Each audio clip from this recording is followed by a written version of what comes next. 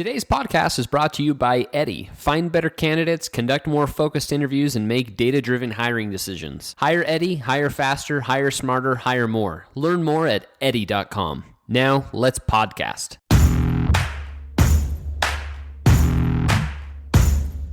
Welcome to Disrupt Salt Lake City. My name is Jared Olson, and I am joined today by Chris Brown. Here he is. And also Elisa. How are you guys doing? Great. It's great to be on the show. Yeah, we're so excited to have you, Chris. Today's episode, we really want to understand about your transition from professional sports into HR. But before we get into that, why don't you tell us a little bit about yourself? Give us the overview. Tell us about what you're doing. Tell us about your family. And just give us the rundown of who Chris Brown is. Well, first and foremost, I got to start with I'm an Oregonian.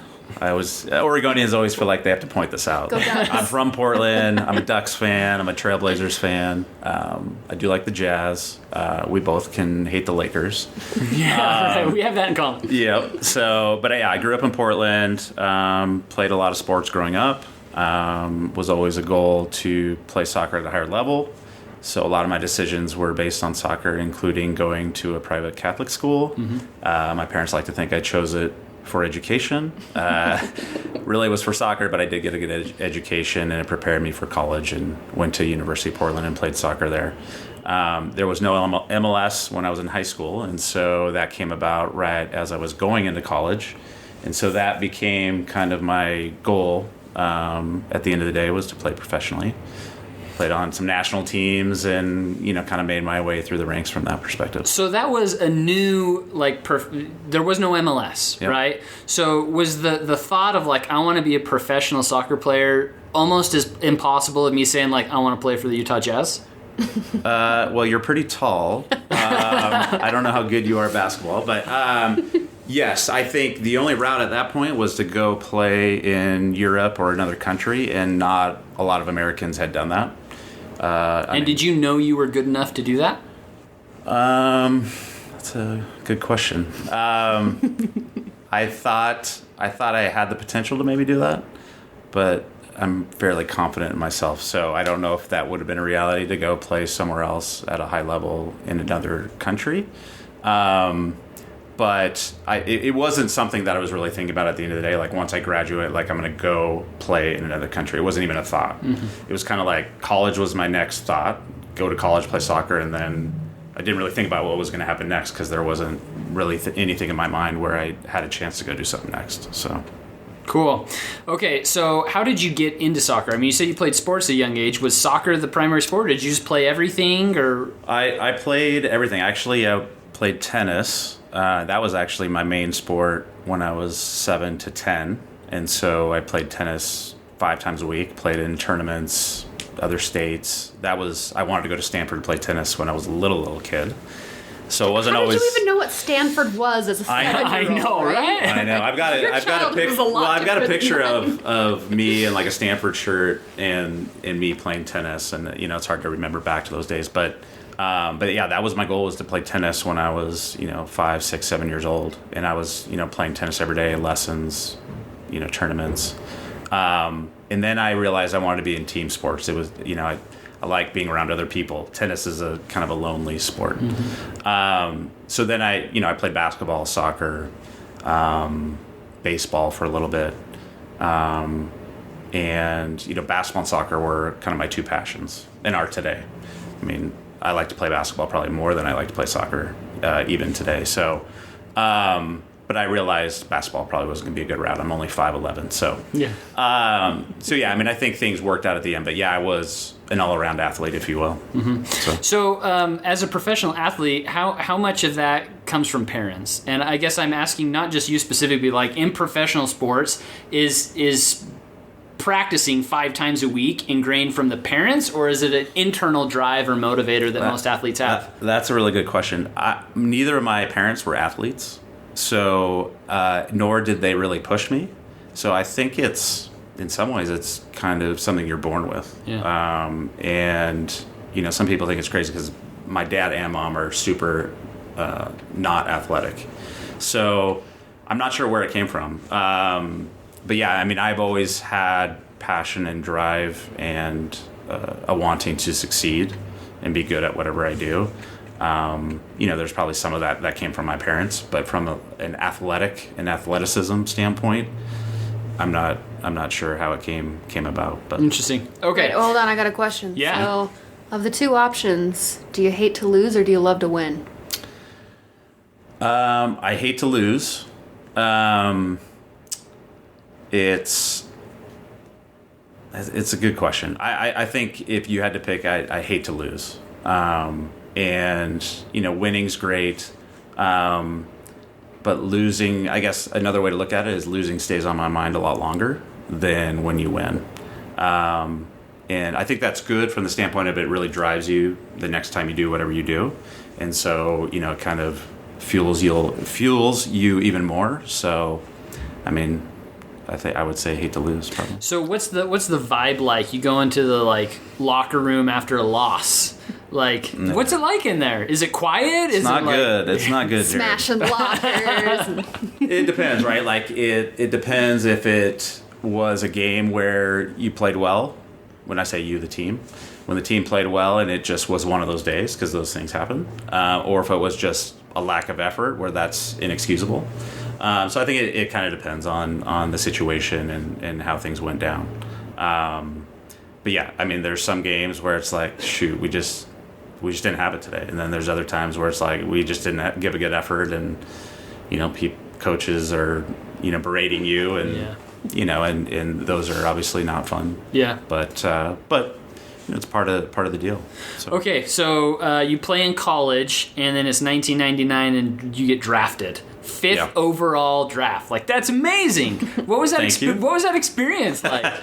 I don't know. It's like I look back and I wish I would have thought about it more and enjoyed it more. I think back then it was fifth in the draft. Okay, where do I go? And I didn't have an appreciation for it. But thank you. Fifth is respectable.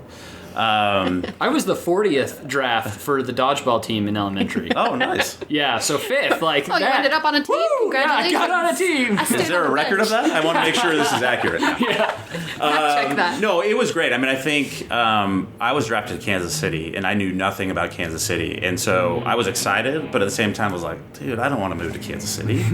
There's nothing there. But, I was there for 3.5 years and loved Kansas City. And it was a great place to live, and we met a lot of great people there. Won an MLS Cup. We won an MLS Cup there as well, so it's always near and dear to my heart. But yeah, it was amazing feeling. I mean, back then MLS was still kind of getting off the ground. There wasn't as big of a to do about the draft where it is. Now it's becoming a little bit more like NBA draft, NFL draft, where it's big build up and hyping it up. But yeah, I mean, it was a fun thing to be a part of, and I think to last in the league for 10 years is probably what I'm more proud of, because there's a lot of people that get drafted and are gone in 2 weeks. Some people that get drafted are gone in 2 months, and then there's just very few people that last more than a year or 2 years. So I'm proud of the longevity, I guess. Yeah, what's the work ethic to get that 10-year milestone? Yeah, it's taking care of your body. For me, I think I was a little bit unique in the sense that I played a lot of different positions. And so I became, I hate the word utility player, but I became, people could plug me in wherever. And so if there was a need at forward or in the back or out wide, people were comfortable to plug me in there. And so I think that helped me be, I guess to equate to the corporate world, I was a generalist. Yeah. So, I think I was that created a lot of longevity for me. What was your favorite position? I would say forward. Yeah. How come? It's always fun to score. Yeah. Yeah. So what was it like getting the hat trick? I mean, that was with that New was England, pretty crazy. right? Yeah, that was pretty crazy. So that was my first start for New England. So I'd just come over. They're like, Brown, who's this Brown guy? Yeah, and everyone was surprised, as was I. No, it was unbelievable. To have a hat trick at any level is pretty awesome. So, what's unfortunate about that is I broke my leg the next game, and then I was traded in the preseason after that. So I only played 2 games for New England. But it's just kind of funny that I had a hat trick, and then I was traded. Yeah, but that's what happens sometimes. I mean, you went out on top, though, right? Yeah, I mean the professional athlete world is a crazy world. Like, you can get traded at any time. You have to just pick up and move. On the trade deadline when I was in Kansas City, I heard I was going to be traded, and I talked to my coach after practice that day, noon, whatever, and he's like, "Nope, we're not trading you." And then I got a call 2 hours later, "Hey, we've traded you to New England." It's like, dude, what's going on? Yeah. So it's just kind of a crazy world in general. But yeah, I mean, I look back and it's like, I had a hat trick for you guys, and you guys trade me like right away. So it's just business, right? Like, It's just the nature of the game. Now, did you have kids while you were playing? I didn't have my first child until my last year for Real Salt Lake, so that was 2007. Okay. So none of my kids really got to see me play. I was curious, for athletes, how hard is it to be on the road, like, all the time and be away from family? It's difficult. I mean, I had a lot of roommates who had kids, and I mean, soccer's nice in the sense that it's not like baseball or NBA where you're gone. Like, you have games every 2 or 3 days typically. It's one game a week, so you're gone for 1 or 2 nights, and then you're back home, for a week or whatever. So it's not as rough as some of the other sports, but preseason stuff, usually go away, especially if you're in Utah, right? You can't train outside really, so you go to Spain, Portugal, wherever, and you're gone for a week or a month sometimes. I mean, that's where it gets hard. Yeah. So. Okay, so 10 years, this amazing accomplishment, and at what point did you start thinking it's time to retire? So tell us about how athletes come around to that, I need to stop playing professionally, and then how do you decide what that next step is going to be? Yeah, it's I would say it's tough for most athletes to not only make that decision, but live with that decision. So for me, I had knee surgery my last year here, and I'd been playing on turf. We played at the U here, and the turf wasn't great. And to practice on that every day and play on that every day I was banging up my knees, and my knees weren't great. So then I went to Portland to play after my knee surgery, and it was turf. And so my body and my knees were just like, every day I was in the ice bath warming it up, and it was my body it was a struggle. And so, I was under contract to play a few more years, but I was like, I mean, I want to be able to like hang out with my kids and like be active when I'm older. And so I told myself I'm going to go try and find a job. And if I find one, I'll retire from soccer. And if I don't, then I'll suffer through another year. And long story short, I ended up finding a technical recruiting position with a staffing agency. That's how all the best ones are born, am I right? That's right. I totally agree with you. It is kind of crazy that you and I both came up through staffing agencies and somehow made our way into like internal HR, which I don't think happens very often. I think it's happening more now just because there's more of a demand for recruiting, and it's tying to the talent management side of HR. True. But I agree. Like back then, it wasn't even a thing. Yeah. So listen, I never told myself I was going to go into HR. And I don't know how many people really... Raise of hands in the audience. Well, yeah, I don't know how many people really do. But at one point, I got my degree in finance. At one point, I was going to go become a lawyer. Quickly, figured out that I didn't want to do that. And then I started to go back to school when I was a recruiter, actually, for finance or for accounting. And then I was like, I don't want to be an accountant. What am I doing? And recruiting was going well. So I was like, I'm just going to stick with recruiting. And then fast forward, we moved out here. And why did you move to Utah? My wife's from Salt Lake. Oh, okay. So she wanted to be closer to family. I had a hard time moving back from Portland. But at the end of the day, looking back, it was a great decision. We love hiking and camping and all that. So like, there's no better place than the U.S., in my opinion. So, but the other point I want to make is it's super hard for athletes to retire because there's nothing like running out in the stadium or scoring a goal where you have like 60,000 people cheering for you. You can't recreate that, right? So, I mean, there's a lot of things you can recreate in the corporate world, When we walked in here today to meet with you, you had a sign that said "Welcome, Elisa Garn and Jared Olson." That felt like 60,000. No, it didn't. But that was still cool. I know. I should have got the whole office around, like waiting for you to come off the elevator. Yeah, right. Yeah. At least a slow clap or something. But yeah, it's hard to recreate that. It's like there's a high, right? Like with that, and it's you miss that. So like, there's a lot of athletes that go through depression from not being able to play anymore. And sometimes they're forced in retirement because of concussions or whatever. Sometimes it's on their own, but it's still difficult. So like I never blame or judge athletes who come back. Like they retire and then they come back, and like you get a lot of fans that are like, "That's so dumb. Why didn't you just retire? Like stay retired, right?" And it's like, dude, you guys don't realize like how hard it is to like stay retired, right? Like you love something, you've done this all your life. So like I don't judge people that come back and maybe don't play as well as they did. It's like if you want to come back, come back. Like if someone's willing to sign you, that's great. Like do what you want to do. Mm-hmm. So I just think it's super hard to walk away from the game. Okay, compensation question for our HR folks.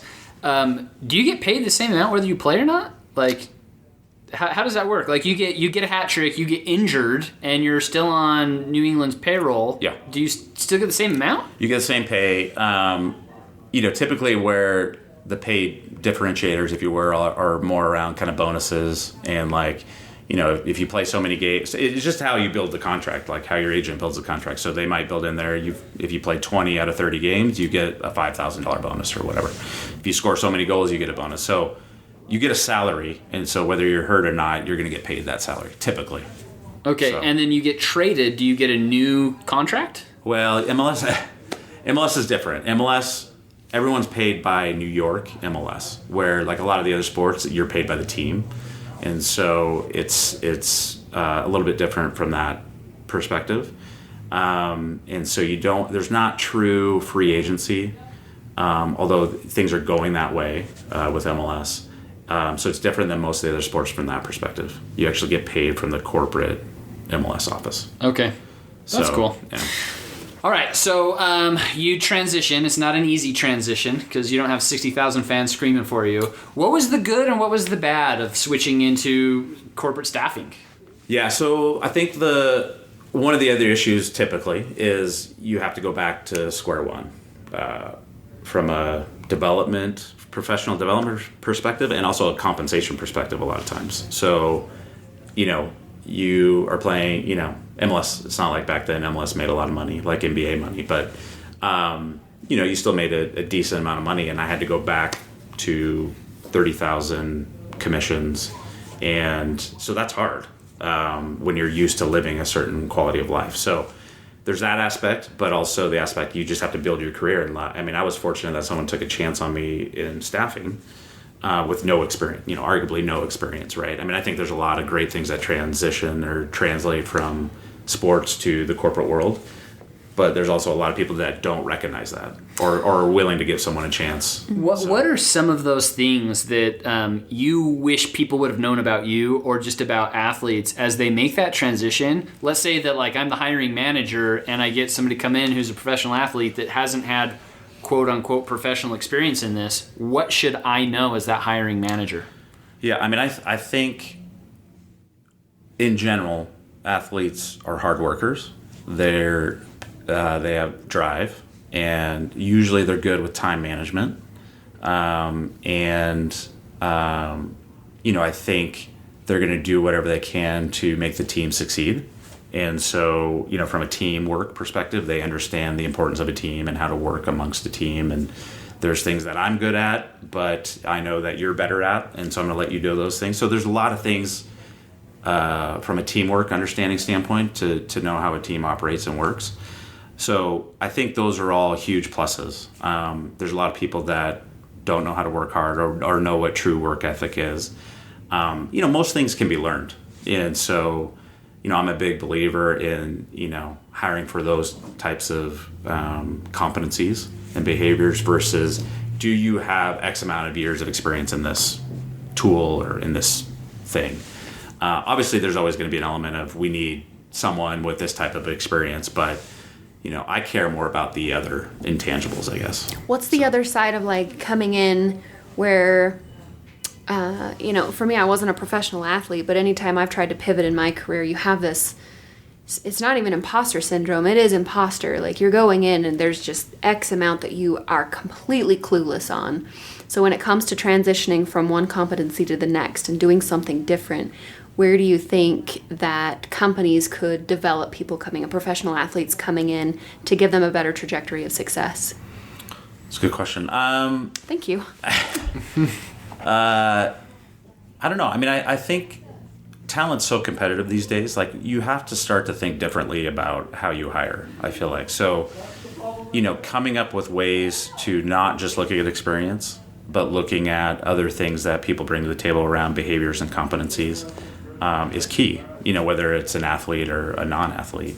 I also think that there's some athletes that were able to get by without a lot of hard work. So you still have to weed out, people that aren't willing to have a good work ethic or be a part of a team or that sort of thing. So, I think you've got to really develop competencies based on each position and understand what the position does and entails, which is not just a job description, right? I mean, you've got to dive into what is this person going to do day in, day out, and who do they need to interact with, and what's required in that, outside of just you need experience with these things.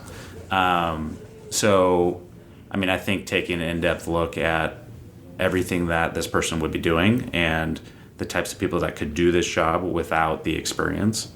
And there might be a longer learning curve, but at the end of the day, it's probably better to go with someone that is going to be committed, work well with people, have a good, drive and work ethic, and you can teach them some of the other things. So, is there are there certain roles that you think are just a very natural fit? For example, I see a lot of professional athletes go into sales positions because they tend to be alpha, they're very driven, like you said, the time management skills are there.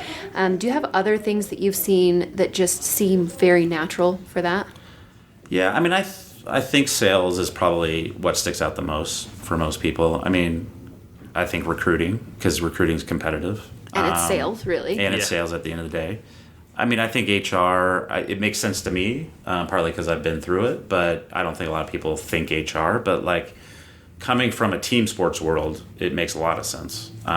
You care about people, you care about the team, you care, for me, I'm really big on diversity and inclusion, and I think a lot of that comes from being on diverse soccer teams and understanding that everyone brings a different perspective, and you're better when you're more diverse in every way, in my opinion. So, I think HR is a nice transition as well. Is there anything else? I don't know if anything else really sticks out. Apparently not accountants or lawyers. No.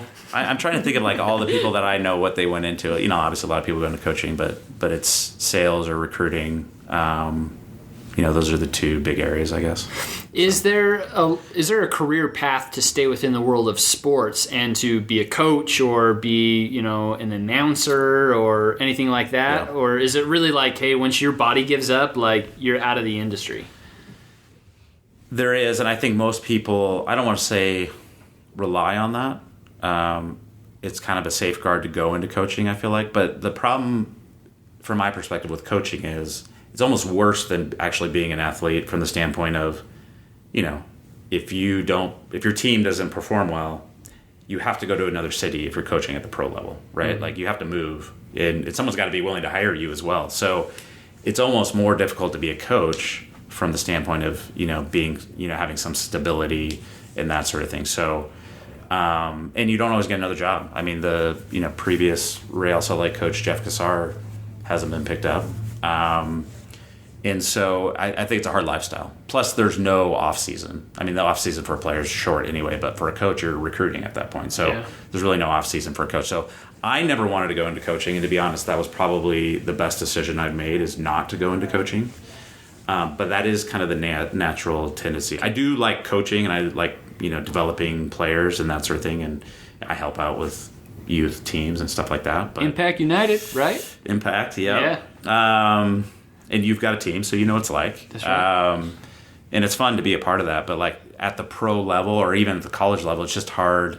It's a hard lifestyle. Yeah. So okay. So you had mentioned a little bit earlier how both you and Elisa have gone from staffing into HR, and you've actually made that jump a couple times, right? So ClearLink recruiting, Yep. Ivanti HR, Excella recruiting, MRM right now you're doing HR. Like, are you trying to point out that I like to jump around? Or? No. Oh, I like you actually stick around longer than I Only do. the 4 great companies have had the Yeah. pleasure of your talent. Totally. Yeah. No. Hey, I love people who change, and if they stick around, I'm like, what is wrong with that person for staying so long?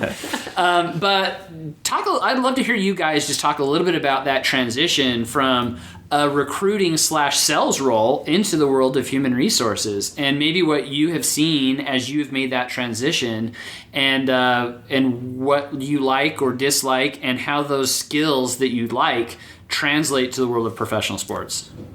I don't know if you want to go first. Well, I can't speak to the professional sports part, but for me, I actually didn't start in that space. I started as a payroll benefits admin filing as a seasonal employee at a ski resort. But when I went into recruiting, I think the thing that changed for me was there was this light bulb moment of I was now connected to the entire business. In an HR, especially in a more transactional tactical role, it's very reactive. I am putting out whatever fire is coming at me, and there's no opportunity to really get to know your business.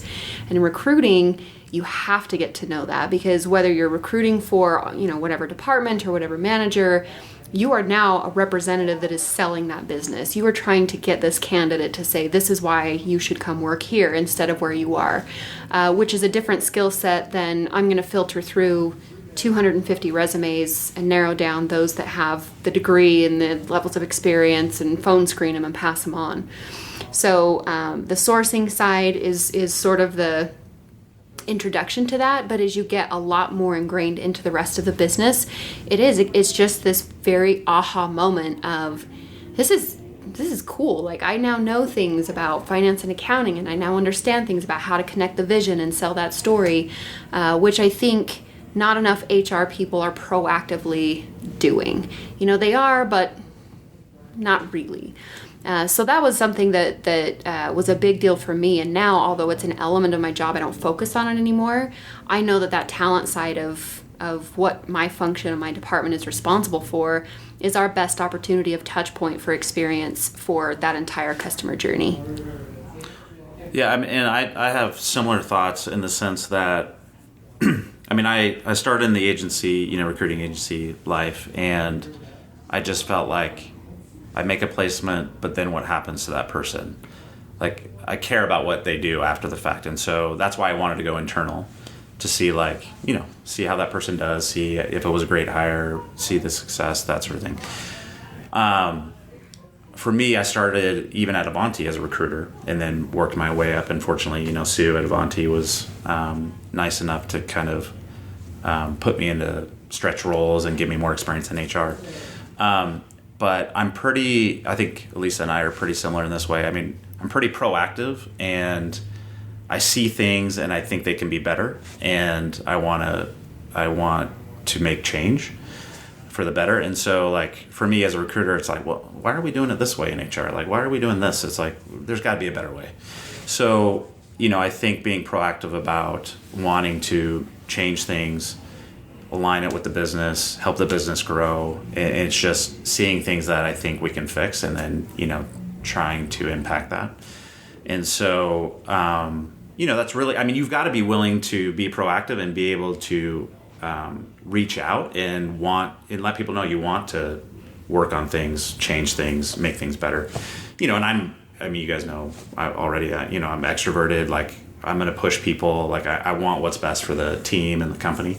And so, I would go to Sue and be like, why are we doing this? And she's like, I don't know, let's look at it.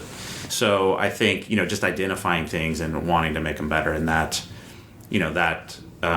got me into more and more responsibility with HR in general. So to your point on going back and forth, I do love recruiting. That's what I come from. It's more important, as you were saying, it's more important these days, especially in Salt Lake and Utah, with how competitive the market is. that's most people's focus at this point, right? Like hiring the right talent. And so like it's critical that you have a good leader who understands that and how to do that. And so like I'll always want to have a piece of that. But I love all the other HR things, right? And I'm not a stereotypical traditional HR person. And I hate companies that are like, we don't want HR. It's like, well, if you find the right person and someone that can be strategic in HR, like you shouldn't say you don't want HR. Like everyone needs HR, in my opinion. It's like, can you find the right strategic person or leader or team to move things forward? But I know there's companies in Utah that are like, we don't want HR. And, there's some things that they've got to figure out. Like you got to figure out how to hire people, but we don't want a department called HR. I've never understood that. So. I love that point that you said about, you need the buy-in from your leadership team, but not every HR person, in my opinion, needs to be a strategist to still be a disruptor and still have impact in an organization, because you still have to have the people that have the high attention to detail that can bring value to execute the vision, right? Because I'm the first one to admit I can come up with ideas all day long, and I am great at getting other people excited about ideas. But execution, if I don't have full control over it, and it's not at the end of the day my reputation, and it's like a team thing, and it's a co-chair, no-chair situation, I know that I tend to drop the ball more. And so surrounding myself with executors that I can get to believe in the vision. And things that I focus on, for example, I look for that natural curiosity. I love people that ask why. To your point of like, why do we do it this way? Or there's got to be a better way. I love that trait so much, because that to me is somebody that maybe they don't know how to do it, and maybe they're not the ones to come up with the big picture or even the solution, but those are going to be the people that care about the outcome, to where it's going to be that effective partnership of strategist, to your point of like HR having impact, but also a team that can really get it done and then have the impact of, we didn't just have the idea, we really had an influence on the organization. So I like that point. Well, and I also think when you are proactive and you do have a voice, people respect you more. So like if I were to go to the president of the agency or the company and say like, I don't agree with how we're doing this, we should look at this. I think that person would take that and be like, oh yeah, good point. But I think a lot of people, especially in HR, don't raise it, or don't feel like they have a voice, or don't feel like they or they're too timid or whatever. Which is kind of funny, because like HR are the people that create the policies and the processes a lot of the time, right? And so they're the ones that are saying, here's what you can and can't do, and yet they're afraid to go do things that would even challenge any of that. Chris, you're totally a disruptor, man. That's why you're here, because you do ask those and you do push them. I was just thinking that I should have been on the show earlier. No, It's true. No, I listen. I've never thought of myself as a disruptor, but I do think it makes sense what you're saying, right? It's like we have to be the ones that challenge leaders to think differently, and that's not always the case where HR is just like a necessary evil, right? And it's like, we got to change that perception. Totally. And we can let the data do the talking. We can let the systems do the talking. We can let the collection of the culture do the talking. I mean, there's a lot of ways that we can do this. That's not just like, hey, a timid HR person saying, I think that maybe we should question this. Like, no, go with ideas and solutions and talk about how to make a difference. That's a great point. Like, you got to have data to back it up, right? Like, and that's where some people go wrong. It's like, oh, I have this great idea, and it's like, oh, I'm going to throw this idea out to the CEO, and then you have no meat behind it, and you have nothing else to like really show them. It's not, no CEO is going to be like, oh yeah, let's run with it. So like you gotta prepare it, and you've got to have the data, and you've got to have the reasons why, and how you're gonna execute on it. And if you do that, the advice that I would give is when that CEO says no, we're not going to do it, don't give up. Yeah, listen and see what they say, and say, okay, I'm going to iterate, and I'm going to come back to you with a new proposal that's on top of your idea, and we can give some give and take. Don't just like take it. Well, and that's where a lot of people do take it. Though, right? And that's where you, like you say, you should go back and think of another way to come back, propose a better plan or whatever, especially if it's something you believe in, right? Like you can't just say take no for an answer.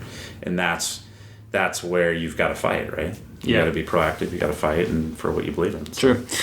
Okay, another question that I have for you, with your background in inclusion and diversity, how you've lived a lot of different places, you ended up picking to live in Utah and are grateful about that decision that you made. With the talent acquisition that you have done, what successes have you seen as it relates to recruiting talent into Utah?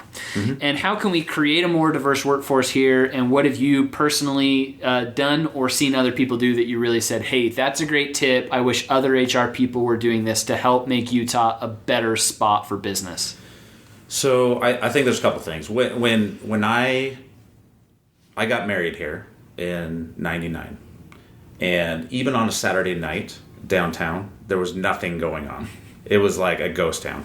So, like, we've come a long way, right? Like even just in the 5 years, Salt Lake itself has become a lot more diverse. And I think that's a good thing. I think, to me, from a trying to get talent to move here standpoint, the same principles apply. You've got to sell why this is a good opportunity. You got to sell the city. You got to sell why Utah's great, but you still got to sell like the company, what they're going to be doing. I mean, that's still first and foremost for them, right? So, so you got to source and tap into the right talent that you want, and it's out of state, and then you got to sell them on the opportunity on the position, but then you got to sell them on being in Utah, and that can be hard. I mean, it can be tricky, right, with some of the perceptions of Utah and around religion and realities. And there's and so it's tricky to like have that conversation, right? So, but there's so many great things to showcase. I think it's like put all these things together and have a sales pitch on Utah. And so, there's obviously the thing that everyone knows, like skiing and hiking and the nightlife is better. So I think, we've got to showcase all of the new restaurants that are here. I mean, it's just a much different scene than 10 years ago, right? So I think you've got to understand what that story is and be able to sell that story. You also have like how many companies have moved here and how much great talent is here. That's always attractive too. Like, showcasing what companies have moved here, showcasing, some of the great startups that are here, and like, how all the different communities around tech, UTC and Silicon Slopes. I mean, these are all great things to be here and develop your career. And so I think you just have to have a good story that you tell all the time to out-of-state candidates. There's another part to that, though, that I'm sorry I interrupted you. No, you're good. But I think on that inclusive part, the attracting and the selling, like that's our job, is we have to tell the story, to your point, of helping them connect the dots of why it's great here, and sometimes also overcome obstacles of perceptions or even realities, because at the end of the day, this is not the best community for some people. Yep. I think about a lot of times, I travel to Utah County like a billion times a month these days, and I love Utah County. It's great. It's a very unique culture, but when I try to think about putting myself in the place of, say, an African-American person doing my shopping at Harmon's down in Provo, I can't empathize with how it must feel to that person of walking in and just feeling like I've got an alien sitting on the top of my head because I do not look like everybody else. And sometimes that inclusiveness, I think that part of it sometimes misses as recruiters when we are trying to sell the opportunity, because we're trying to find the pain point, right? Like, we want to understand what's going to sell you to get you to my company. But then how am I going to make it sticky? When they get here, how am I going to make sure that they feel comfortable and they feel welcome? Outside of the company, it's just as important that we make sure we're helping them make connections in the community. Yep. Whether that's through religion, community, outdoor activities, family, whatever that dynamic is for them, yep. Really understanding that and then making that inclusiveness connection. Yeah, and another point too, I think, is, and not everyone has a lot of budget to do this, but like having the person come out and having them spend a day here, or even having them come out with their family or their spouse or whatever, and having a plan for them, like, you should go check out this, you should go see this, you should go, check out these places. I think that's super helpful. I mean, the last thing anyone wants is for someone to come in, say, oh yes, I'm good with it, and then a month later after they started the role, they want to move back. That's not good for anyone. So you also want to not move forward with people where we know it's not going to probably be a fit. But we want, in a lot of ways, you want them to make that decision. You want to show them everything, right? And they should make the decision if they feel like it's going to be a good culture fit or not. Okay, so is one of those things that you want to show to people and to highlight our culture, is it Real Salt Lake? Do you ever say, hey, go check out a game and here's the scene that's based, or what soccer has done in Utah? Yeah, I think that's a good point. So, 10 years ago, well, maybe longer than that. 15 years ago, maybe not. But, like, where soccer is these days, like, everyone loves soccer now.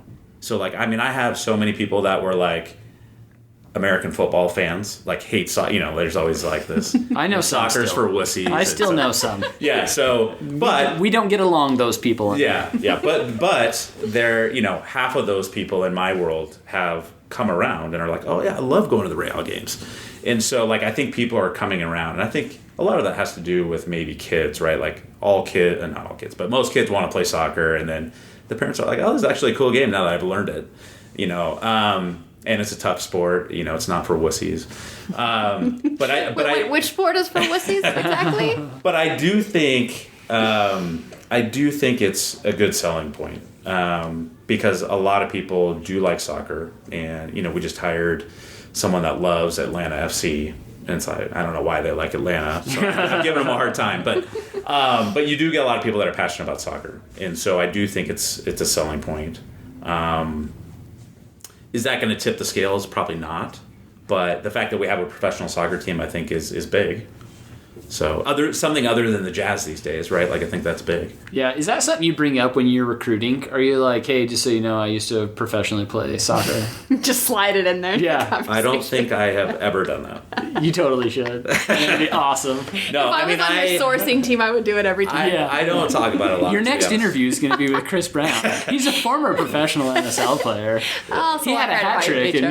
Right. No, I don't break it. I mean, some of the teams I've been on haven't even known that I've played. So, like, I try not to make a big deal out of it. But what is funny, though, a funny story real quick, is at Avanti, going in a different tangent, I hired a lady named Rihanna. Nice. So Chris Brown and Rihanna together on the HR team. She's still at Avanti, and she's awesome. But that's a pretty... That's awesome. Yeah, that's pretty cool. Okay, well, Chris, any other thoughts that you have that you would like to just share with our audience, HR professionals, C-suite members, or people aspiring to get into the profession that you've learned? Any final thoughts of wisdom?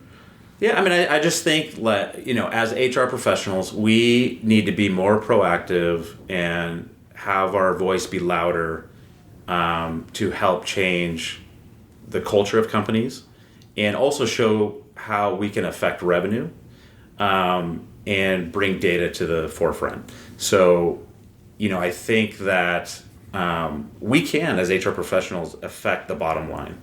And most people don't see it that way. A lot of leaders don't see it that way. But, that is key for HR professionals going forward, is showing how we do affect the bottom line. And we just... data in general, we got to bring into the mix more. We've got to focus on that. And then, like I said before, for people that are against HR, like, the right people are out there. You just got to take time to find the right people that fit your business, that are going to be strategic with you as a leader of the company, and that will help. At the end of the day, it's going to help you make more money, and that's what leaders care about. So. Boom. It's awesome. Chris, thank you so very much for your time. And Lisa, always a pleasure to have you. We're grateful to have you in the community disrupting HR, and look forward to the future. All right. Thanks, guys. Appreciate it.